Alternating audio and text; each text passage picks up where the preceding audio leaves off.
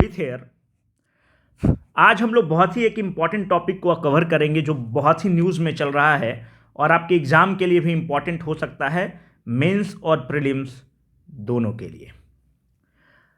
तो हमें जो करंट में टॉपिक चल रहे हैं उसकी समझ तो होनी ही चाहिए। अभी करंट में यूक्रेन क्राइसिस चल रहा है। यूक्रेन क्राइसिस जो है, अगर आप देखें तो पूरे विश्व को थर्ड वर्ल्ड वार की तरफ ढकेल रहा है। थर्ड वर्ल्ड वार की तरफ ढकेल रहा है, इसका मतलब क्या हो रहा है? पूरा विश्व दो कैंप में बट रहा है। एक कैंप वो रहेगा जो यूनाइटेड स्टेट्स का कैंप है, एक कैंप वो रहेगा जो रसिया और चाइना का कैंप बनेगा।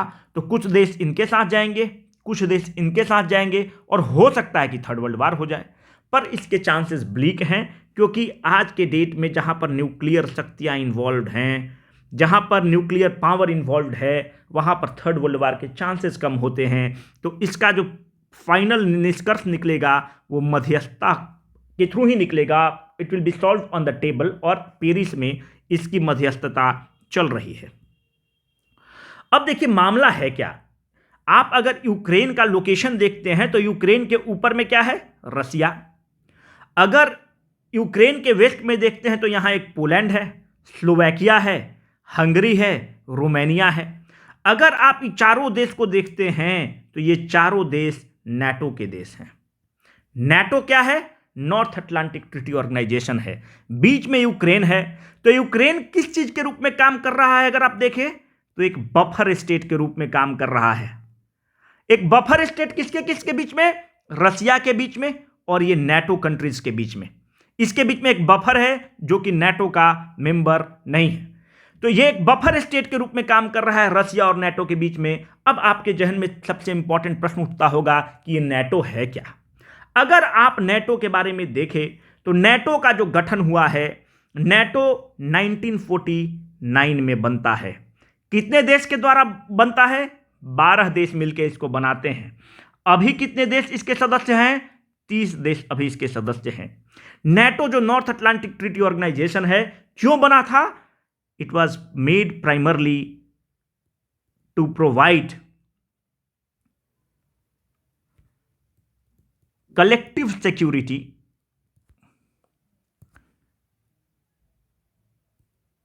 against Soviet Union. अब यह प्रश्न उठता है, आपको पता होगा कि 1991 में सोवियत यूनियन जो अभी का रसिया है, वो बहुत देश से मिलकर बना था, वो डिसइंटीग्रेट हो जाता है। जब वो डिसइंटीग्रेट होता है तो 1991 के जो पहले वाला जो फेज है वो बाइपोलर वर्ल्ड का फेज है। बाइपोलर वर्ल्ड मतलब दो देश, दो ध्रुव रहेंगे और उन दो ध्रुवों के बीच की लड़ाई रहेगी और डिफरेंट जो इंडिपेंडेंट देश हैं वो अपने आप को अलाइन करेंगे, या तो यूएस के साथ अलाइन करेंगे या रसिया के साथ अलाइन करेंगे। तो रसिया को के थ्रेट से बचने के लिए यूनाइटेड स्टेट्स जो है वो उसका ऑर्गेनाइजेशन है, वो इसको हीड करता कौन है? United states.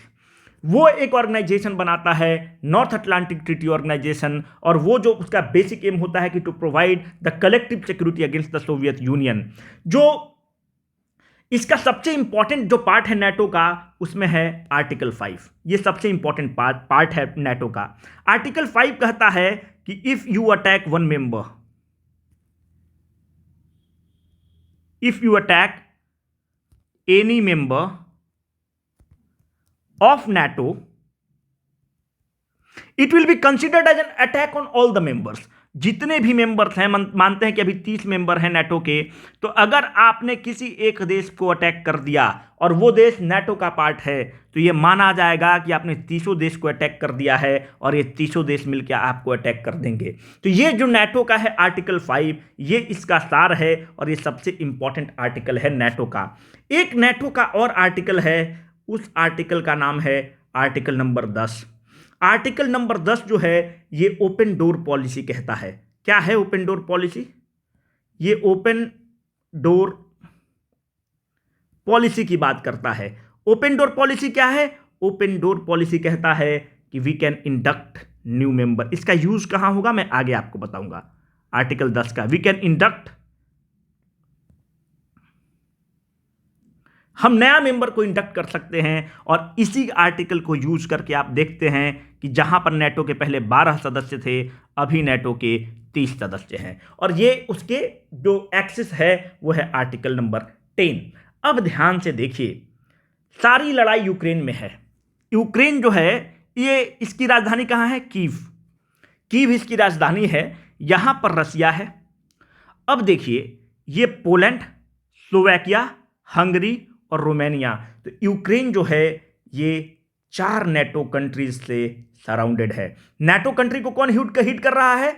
United state. United state रसिया का क्या रहा है? बहुत पुरानी अदावत है। जैसे भारत और पाकिस्तान की अदावत है, उसी तरह से अदावत यूएस और रसिया का है। और रसिया का ये मानना है कि उसके डिसइंटीग्रेशन में यूएस का हाथ है और वो जो हिस्टोरिकल चीज है उसका भी वो बदला लेना चाहता है।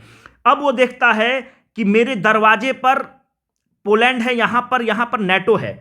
अगर यूक्रेन नेटो के हाथ में चला जाता है तो इसका मतलब, अगर नेटो के आप सदस्य हैं तो अमेरिका क्या करता है? यहां पे अपना मिसाइल्स को तैनात कर देगा। उसको जो रेसिप्रोकल टाइज होते हैं यहां पर मिसाइल को तैनात रखता है। अगर यूक्रेन भी बन जाता है इसका पार्ट नेटो का, तो ये तो फिर यहां पे हथियार रख देगा, यहां पे एंटी टैंक मिसाइल्स रख देगा, यहां पे बैलिस्टिक मिसाइल्स रख देगा। तब रसिया के लिए क्या खतरा है? उसके दरवाजे पर, उसके एकदम दरवाजे पर यूनाइटेड स्टेट्स पहुंच जाएगा और रसिया कभी नहीं चाहेगा कि उसके दरवाजे पर यूनाइटेड स्टेट्स रहे। ये एक इंपॉर्टेंट, इसका लोकेशन वाइज इंपॉर्टेंट है। दूसरा, आप देखें, अगर यूक्रेन का लोकेशन आप देखेंगे तो ये आप पाएंगे कि यूरोप का सेकेंड लार्जेस्ट कंट्री है। ठीक है, सेकेंड लार्जेस्ट कंट्री है यूरोप का यूक्रेन। तीसरी बात, अगर आप देखते हैं, जब यूक्रेन रसिया का पार्ट था 1991 के पहले, तो आप ये पाते हैं कि उस समय रसिया का सेकेंड लार्जेस्ट इकोनॉमी था। साथ में ये उस समय रसिया का सेकेंड पॉपुलस कंट्री था। उस समय रसिया का सेकेंड लार्जेस्ट इकोनॉमी आप समझ सकते हैं, मतलब यूक्रेन रहा है। सेकेंड पॉपुलस कंट्री भी यूक्रेन रहा है। और अगर आप देखें तो ये जो यूरोप वाला जो पार्ट है, यूरोप क्या है? It is dependent upon Russia for what? Natural gas. आपको पता होगा कि रसिया में भरपूर और प्रचुर मात्रा में नेचुरल गैस मिलते हैं। मतलब एनर्जी के लिए यूरोप किस पर डिपेंडेंट है? रसिया पर। कितना डिपेंडेंट है? 33 से 35% जो यूरोप की खपत है नेचुरल गैस का, उसको पूरा करता है अकेले रसिया। कैसे नेचुरल गैस जाएगा? हवा में उड़ के तो जा नहीं सकता। जो नेचुरल गैस है यूरोप में जो जाएगा वो एक पाइपलाइन के थ्रू जाता है। जब वो पाइपलाइन के थ्रू जाता है, वो पाइपलाइन यूक्रेन के थ्रू जाता है। अगर यूक्रेन रसिया के कब्जे में रहता है तो ये पाइपलाइन जो उसके लिए, रसिया के लिए ये पाइपलाइन नहीं है, ये पाइपलाइन लाइफलाइन है इकोनॉमी के लिए। रसिया के लिए, रशियन इकोनॉमी के लिए ये पाइपलाइन लाइफलाइन है। तो अगर यूक्रेन उसके फेवर में रहता है, उसके कब्जे में रहता है, तो आप ये पाएंगे कि ये पाइपलाइन उसके कब्जे में रहेगा और पाइपलाइन उसके कब्जे में रहेगा तो उसकी इकोनॉमी चलती रहेगी। तीसरी बात, अगर यूक्रेन बदमाशी करने लगता है, अभी यूक्रेन में क्या होता था कि पहले जो यूक्रेन में प्रो रशियन सरकार थी, क्योंकि वो पहले से किसका पार्ट रहा है? रसिया का। अभी प्रो रशियन सरकार नहीं है। जब प्रो रशियन सरकार नहीं तो उसको लगता है कि अगर ये पाइपलाइन को डिस्टर्ब कर दिया तो मेरी तो इकोनॉमी तहस नहस हो जाएगी। और ये भी एक इंपॉर्टेंट कारण है और ये इसका लोकेशन इसलिए बहुत ही इंपॉर्टेंट है यूक्रेन का। पांचवां पॉइंट अगर आप देखेंगे तो यूक्रेन को अगर आप देखें तो ये है सी ऑफ एजॉव, और ये जो स्टेट है इसको आप कहते हैं कर्च स्टेट, और ये ब्लैक सी है और यहां से आप देखिए पूरा खुल गया, ओपन हो गया। तो अगर यूक्रेन का आप लोकेशन देखिए, अगर यूक्रेन के पोर्ट्स देखिए, यहां पे जो पोर्ट्स हैं, यहां पे पोर्ट्स हैं, पोर्ट बहुत इंपॉर्टेंट है। तो अगर रसिया यूक्रेन को कब्जा कर लेता है तो ये पोर्ट को कब्जा कर लेगा। आपको पता होना चाहिए कि 2014 में वो क्रीमिया को कैप्चर कर चुका है। इसीलिए कैप्चर किया था क्योंकि रसिया को पोर्ट चाहिए होगा और पोर्ट उसको क्रीमिया के थ्रू मिल जाता है। तो और भी बहुत सारे पोर्ट हैं यूक्रेन के पास, और यूक्रेन के पास बहुत सारे पोर्ट हैं। तो स्ट्रैटेजिक पॉइंट ऑफ व्यू से यूक्रेन बहुत इंपॉर्टेंट है। तो इसलिए भी वो चाहता है कि यूक्रेन उसके गिरफ्त में रहे, यूक्रेन उसके कब्जे में रहे, और यहाँ पर एक लॉन्च पैड के रूप में यूक्रेन भी इस्तेमाल नहीं हो। तो लोकेशन वाइज क्या है, आप देखेंगे कि ये पोर्ट का हब है। ये जब पोर्ट का हब है तो ब्लैक सी के माध्यम से आप देखेंगे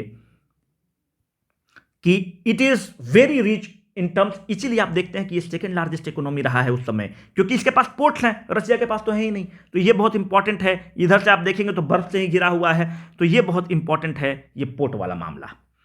अब देखिए कि why Ukraine is important for the Russia. आखिर में रसिया यूक्रेन के लिए क्यों इतना लड़ रहा है। अभी हमने आपको बताया कि उस समय का ये सेकंड लार्जेस्ट इकोनॉमी रहा है। क्यों? पोर्ट है इसके पास। पोर्ट के थ्रू क्या होगा? ट्रेड होगा। जब सोवियत संघ था सेकंड लार्जेस्ट इकोनॉमी था। जब सोवियत संघ था का ये पार्ट था तो सेकंड पॉपुलस कंट्री था। अगर आप देखें तो अगर मानते हैं कि अगर यूनाइटेड स्टेट्स पहुंच जाता है, यहां पे जो मैं पहले आपको बता चुका हूं, यूनाइटेड स्टेट पोलैंड पहुंच चुका है, स्लोवाकिया, हंगरी और रोमानिया पहुंच चुका है नेटो के थ्रू, जो उनका अलायंस है। अगर यूनाइटेड स्टेट्स यहां पहुंच जाता है तो उसके दरवाजे पर यूनाइटेड स्टेट्स खड़ा मिलेगा और अपने चीर प्रतिद्वंदी को कभी रसिया बर्दाश्त नहीं करेगा कि उसके दरवाजे पर खड़ा रहे। अगर वहां पर दरवाजे पर खड़ा हो जाता है तो it can be use as a launch pad for the missile against home, against Russia. हमने पाइपलाइन वाला आपको इशू बनाया कि ऑलरेडी रसिया की इकोनॉमिक क्राइसिस में चल रही है, पाइपलाइन यूक्रेन से गुजरता है, यूरोप रसिया पर डिपेंडेंट है। अगर खुदा ना खास्ते यूक्रेन में जो एंटी रशियन गवर्नमेंट है अगर उस पाइपलाइन को डिस्टर्ब करता है तो उसकी पूरी इकोनॉमी चरमरा जाएगी। इसलिए भी वो चाहता है कि यूक्रेन पर उसका जो कब्जा है बरकरार रहे, यूक्रेन की सरकार उसके गिरफ्त में रहे और यूक्रेन पर उसका आधिपत्य हो, राज हो।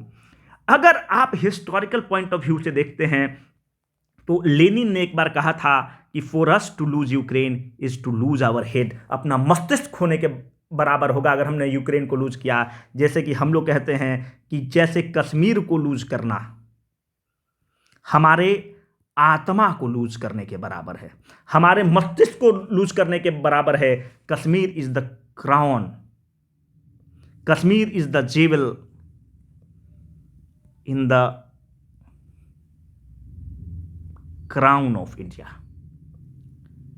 उसी तरह से लेनिन का यह कहना था कि अगर हम यूक्रेन को लूज करते हैं तो अपना मस्तिष्क को लूज कर देंगे। तो आप इस स्टेटमेंट से आप समझ सकते हैं कि यूक्रेन का क्या इंपॉर्टेंस रहा है और क्यों इंपॉर्टेंस रहा है, मैंने आपको बता दिया। अब आगे आप देखें कि रसिया क्या चाहता है। अगर यूनाइटेड ये उसका इंपॉर्टेंस है तो रसिया चाहता क्या है। वो कहता है कि remove the troop from the Baltic countries. ये जो बाल्टिक देशों में तुमने जो नेटो के माध्यम से खड़ा कर रखा है इससे अपने सैनिक को हटाओ। यहां पर मेरे दरवाजे के पास आपने फोर्स को खड़ा रखा है, एंटी टैंक मिसाइल्स रखा है। जो भी बाल्टिक देश हैं वहां से जो आपके नेटो के अलायंस हैं वहां से आप अपने फोर्सेस को हटाइए, अपने मिलिट्री एस्टेब्लिशमेंट को हटाइए। Remove the military installment from the Poland. Poland अभी आपको बताया, पोलैंड, स्लोवाकिया, हंगरी, रोमानिया, यहां पर नेटो देश के इंस्टॉलमेंट है, मिलिट्री इंस्टॉलमेंट, इनको आप हटाइए। Stop the eastward expansion. आप क्या कर रहे हैं, आप वेस्ट में हैं, आप पोलैंड तक पहुंच गए हैं, स्लोवाकिया तक पहुंच गए हैं। अब आपका नेक्स्ट आप ये होता है ईस्ट, ये है वेस्ट, नॉर्थ, साउथ। आप क्या कर रहे हैं, आप ईस्टवर्ड मूव कर रहे हैं, आप ईस्ट की तरफ भाग रहे हैं। तो अब आप यूक्रेन की तरफ पहुंचना चाह रहे हैं और यूक्रेन को अपने गिरफ्त में लेकर फाइनली आप रसिया तक पहुंचना चाह रहे हैं। तो आप अपना ईस्टवर्ड एक्सपेंशन जो हो रहा है इसको बंद करिए।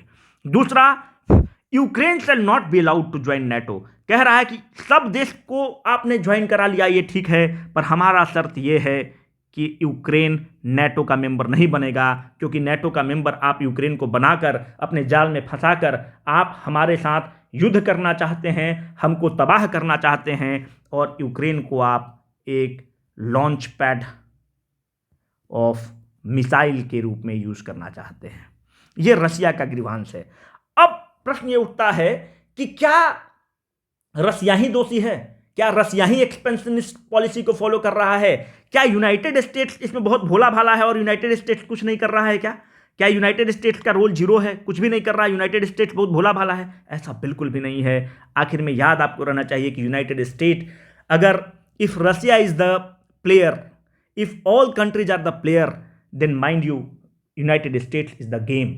वो पूरा बहुत ही एक कैपिटलिस्ट इकोनॉमी है।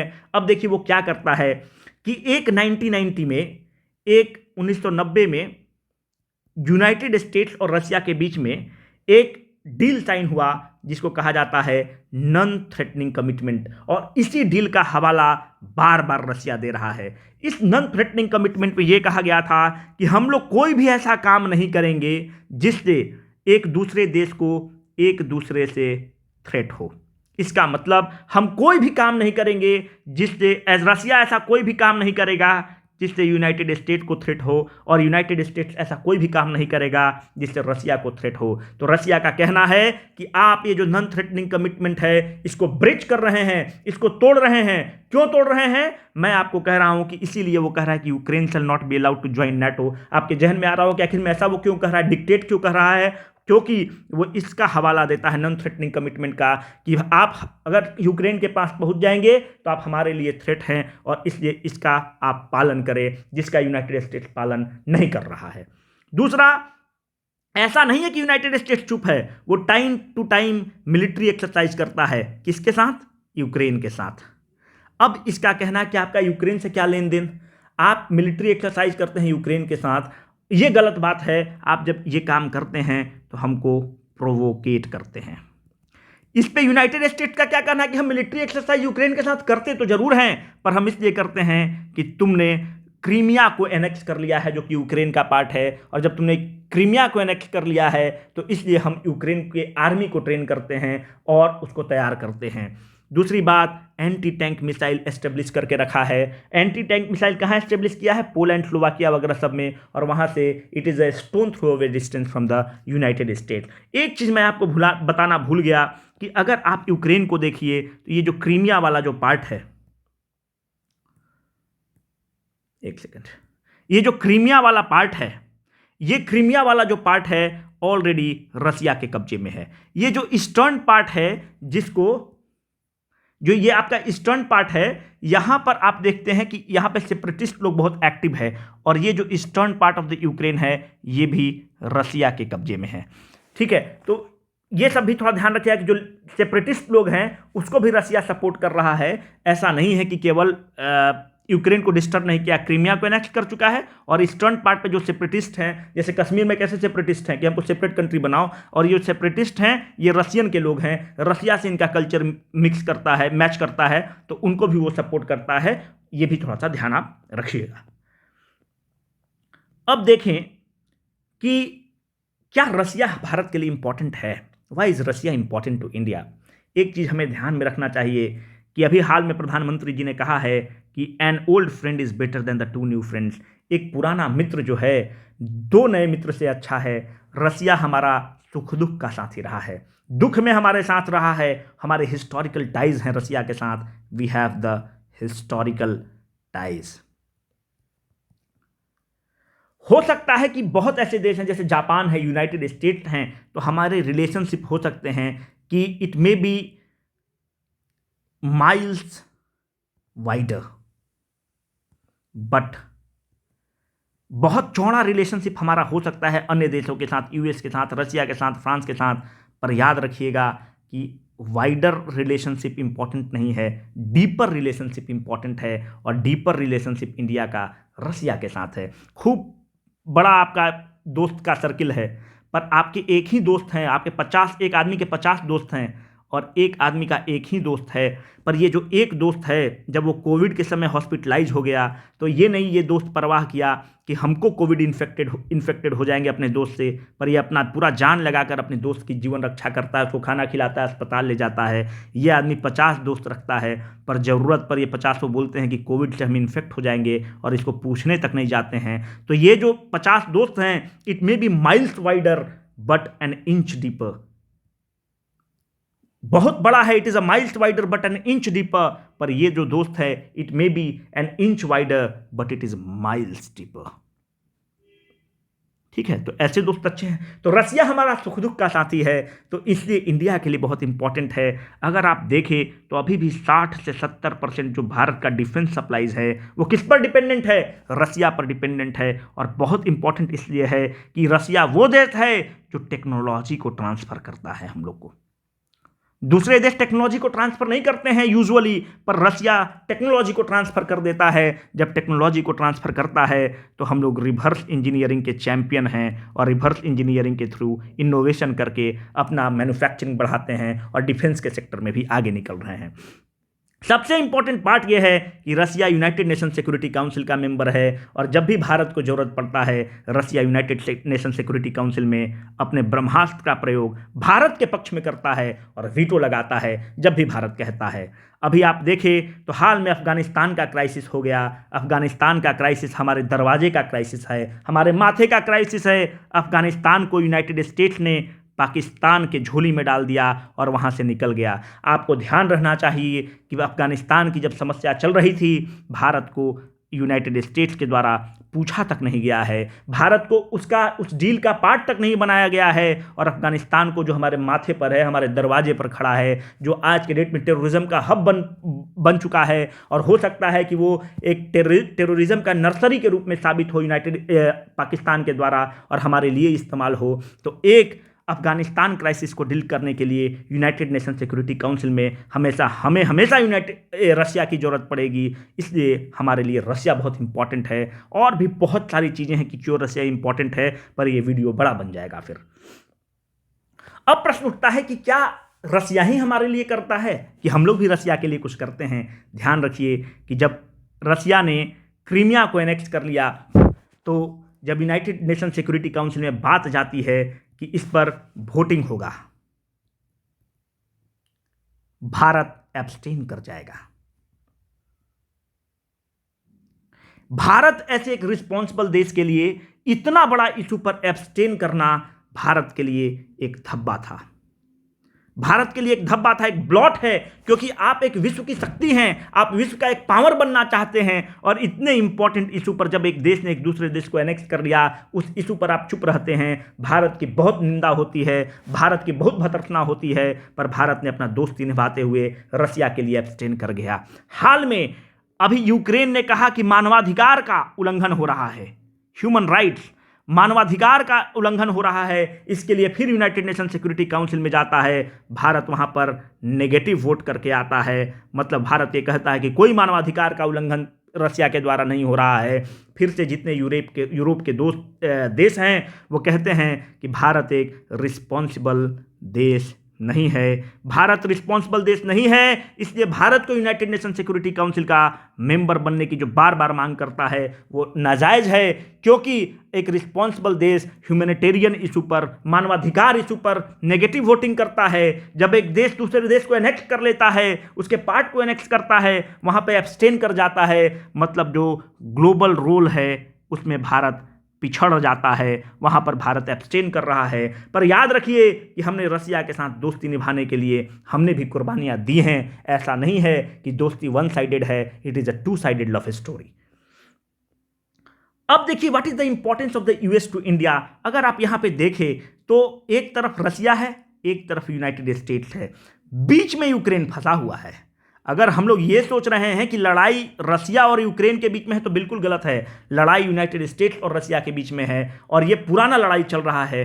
अब भारत के लिए रसिया इंपॉर्टेंट है, पर क्या भारत यूनाइटेड स्टेट्स को छोड़ सकता है? क्या यूनाइटेड स्टेट्स को साइड कर सकता है? क्या यूनाइटेड स्टेट्स भी हमारे लिए बहुत ही इंपॉर्टेंट है। वो कैसे इंपॉर्टेंट है? अगर आप देखें तो भारत का अभी लार्जेस्ट ट्रेडिंग पार्टनर अगर कोई है तो यूनाइटेड स्टेट्स है। पहले चाइना था, अभी भारत यूनाइटेड स्टेट्स ओवरकम कर लिया है। लार्जेस्ट ट्रेडिंग पार्टनर में साथ साथ क्या है कि हमारा जो है यूनाइटेड स्टेट्स के साथ ट्रेड सरप्लस है। मतलब हम बेनिफिट में होते हैं, हम फॉरेन एक्सचेंज अर्न करते हैं। याद रखिए हमारी अर्थव्यवस्था के लिए रसिया उतना इंपॉर्टेंट नहीं है, हमारी अर्थव्यवस्था के लिए यूनाइटेड स्टेट्स इंपॉर्टेंट है। एक तो ट्रेड सरप्लस होता है, दूसरी बात कि यूनाइटेड स्टेट्स के साथ जो यूनाइटेड स्टेट्स की जो कंपनीज हैं वो भारत में इन्वेस्ट करती हैं, और अगर यूनाइटेड स्टेट्स के साथ हमारे रिलेशन खराब होते हैं तो सीधा हमारी अर्थव्यवस्था पर असर पड़ जाएगा, जो कि बहुत ही घातक होगा। अभी तो इसमें दो राय है ही नहीं कि अगर अभी विश्व में कोई सुपर पावर है तो वो है यूनाइटेड स्टेट्स ऑफ अमेरिका।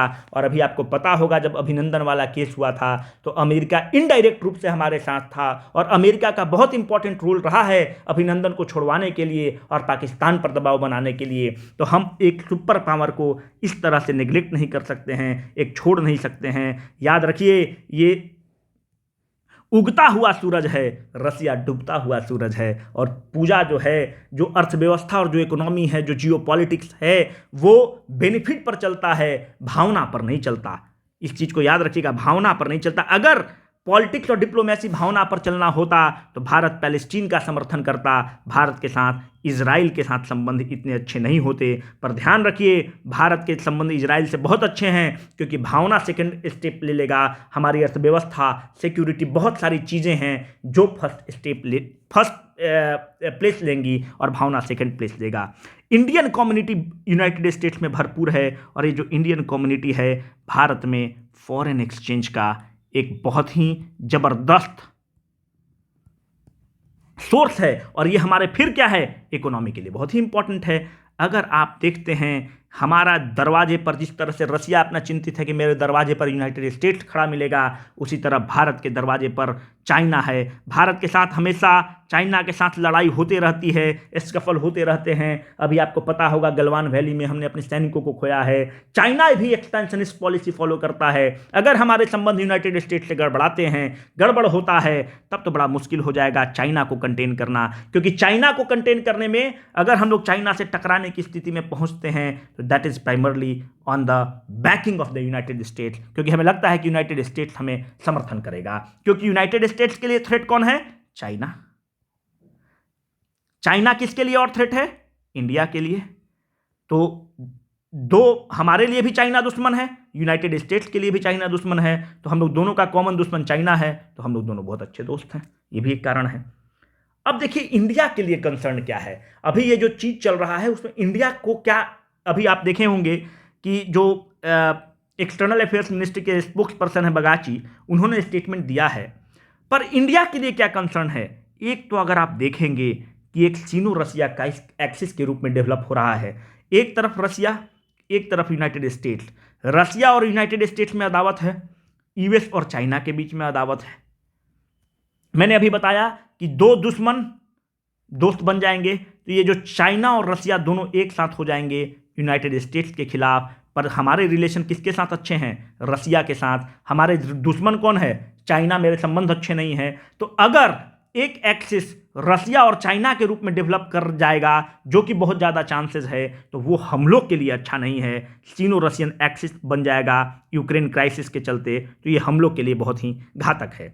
अगर आप देखें तो चाइना क्या कर रहा है इंडो पैसिफिक में, वो एक्सपेंशन कर रहा है, एक्सपेंशनिस्ट पॉलिसी पर है। वहां पे टापू खड़ा कर दे रहा है, नया नया लैंड फॉर्म्स बना दे रहा है, और उसको लॉन्चिंग पैड यूज करके बे ऑफ बंगाल में डिस्टर्ब करेगा हम लोग को। वहां हमारा अंडमान एंड निकोबार है, वहां मलक्का स्टेट है जहां से ट्रेड होता है, तो उस एरिया को डिस्टर्ब करेगा। तो अगर यूनाइटेड स्टेट्स इन्वॉल्व हो जाता है रसिया के साथ लड़ाई में यूक्रेन के चलते, तो यूनाइटेड स्टेट्स अपना ध्यान कहां से हटा देगा?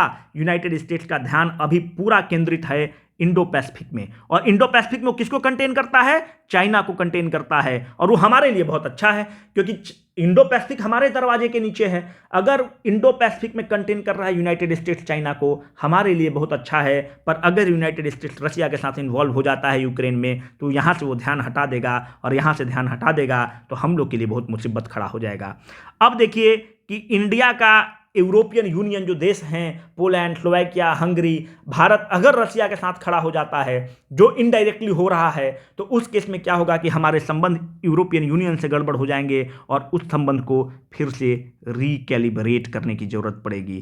क्यों? यूरोपियन यूनियन हमारे लिए ट्रेड के लिए बहुत ही इंपॉर्टेंट है ना। तो एक उस रिलेशन को भी हमको फिर रिकैलिब्रेट करना पड़ेगा। अगर आप देखिए कि अभी लड़ाई किसके किसके बीच में हो रही है? यूनाइटेड स्टेट्स और रसिया के बीच में लड़ाई हो रही है। आप देखेंगे कि बीच में चाइना मध्यस्थता करने के लिए आ जाएगा। अभी जो अफगानिस्तान वाला क्राइसिस हुआ, हमारी दुश्मनी है पाकिस्तान से, पर इसमें दो राय नहीं है कि उस क्राइसिस को सॉल्व करने के लिए यूएस वहाँ से एग्जिट करता है। जब यूएस वहाँ से एग्जिट करता है तो मध्यस्थता पाकिस्तान करता है, और इसके चलते पाकिस्तान का स्टैचर तो ग्रो किया ही। इसमें दो राय है ही नहीं कि पाकिस्तान का स्टैचर ग्रो करता है। उसी तरह से अगर यूएस और रसिया की लड़ाई होती है, चाइना मध्यस्थता करेगा, इंटरकोल्यूटर के जो रोल में आ जाएगा, ये अच्छा नहीं है, क्योंकि फिर चाइना एक विश्व शक्ति के रूप में अपने आप को प्रोजेक्ट करेगा, एक सॉफ्ट पावर के रूप में प्रोजेक्ट करेगा, जो हम लोग के लिए अच्छा नहीं है। फिर दूसरा अगर आप देखें, जो भारत में बच्चों का मेडिकल कॉलेज में नहीं होता है, और जो बड़े बड़े बाप के बच्चे होते हैं वो अपने बच्चों को, या आईएएस का है, सेक्रेटरी का है बच्चा, तो उनका इतनी औकात है नहीं कि आईपीएमटी निकाल ले और एम्स की परीक्षा निकाल ले।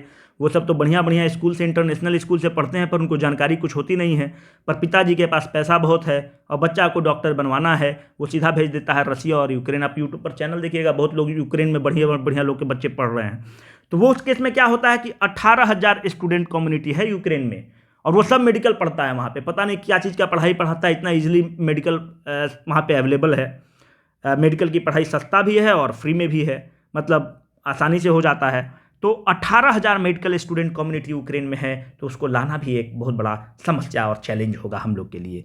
इसलिए इससे ज़्यादा हम लोग को इम्पोर्टेंट नहीं है, हम लोगों ने एवरी एंगल को कवर कर लिया। Thank you.